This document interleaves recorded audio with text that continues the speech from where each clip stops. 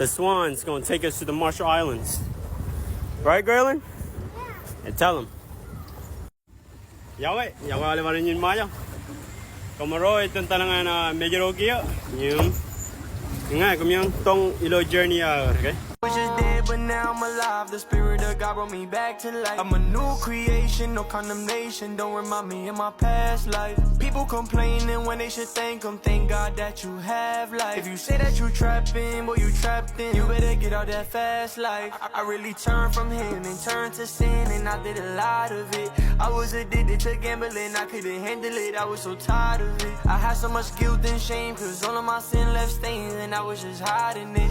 I never thought I'd get out of it. I did some things I ain't proud of. But Jesus came and broke my chains. He broke my chains and He set me free. Every day the same thing. I was stuck up in the maze, then I called His name and He came to me. It's crazy how they say they see a change.